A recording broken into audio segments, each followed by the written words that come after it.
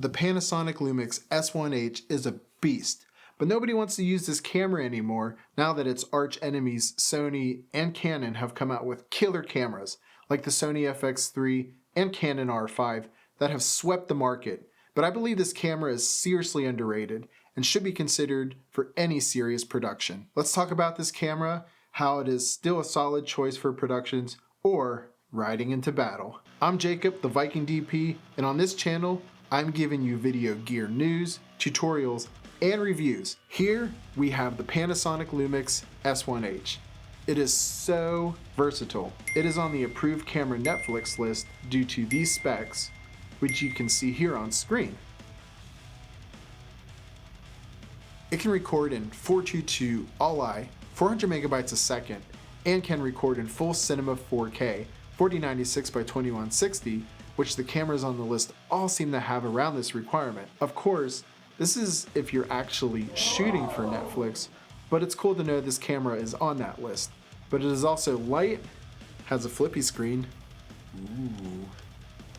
So it is also great for YouTube, events, and other gigs where you need to be really mobile. It shoots in Vlog, the same color science as the VariCam, which was used on large projects like Ozark Season 2, Orange is the New Black, Arrested Development, Fahrenheit 451, 13 Reasons Why, and many more. Not only does it have the same color science, but it also has the same 14 stops of dynamic range, which you think dynamic range that large would be in the large cinema cameras, but it's in this compact little body as well. So does size really matter?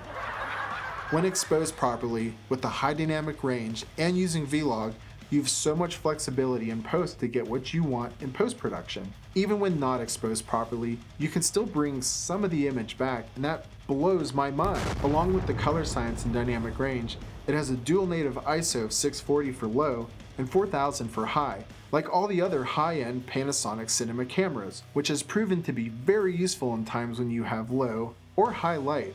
It's convenient just to be able to switch between them. Using almost the full sensor, the S1H supports 3x2 format, 6K 24p video recording along with 16:9, 5.9K 30p and both DCI and UHD 4K 60p settings with internal 422 10-bit sampling. It also has the ability to do ProRes 12-bit RAW on the Atomos Ninja V, an external recorder, and B-RAW on the Blackmagic Video Assist 12G HDR. This means the S1H can produce footage that competes with the big boys. It can give you footage with all the data you need for tons of flexibility in post-production to show on the big screen, but also compact and mobile to fit in smaller spaces. In addition to shooting video, something cinema cameras can't do, the S1H has the ability to shoot photos with 9 FPS continuous shooting rate with AFS or 6 FSP with ASC. It shoots in 24p with the ability to capture raw images with a specialized high-resolution mode that can be used to boost the effective resolution to 96 megapixels. Put that in your Viking horn and smoke it. So you can use this for run and gun events where you need to grab photos as well, or even YouTube thumbnails. What do you think of the specs? Do you think it stacks up to the bigger cinema cameras? Let me know down in the comments. Now, in addition to the image qualities, the S1H is literally a tank. The magnesium alloy body is weather sealed to give it the toughness for working in harsh conditions, snow, rain, etc. It also has a high resolution 5.76 m.dot OLED electronic viewfinder, along with 3.2 inch 2.33 m.dot tilt-free angle touchscreen LCD and 1.8 inch top status LCD for viewing shooting settings on the fly. It also has a dual SD memory card slot for relay or simultaneous recording to save duplicate files to each card in case one card fails. Unfortunately, you can't record in a different format to each SD card. Another plus is IBIS, internal image stabilization. Real cinema cameras don't have that, and you need to rig them up to get steadier shots.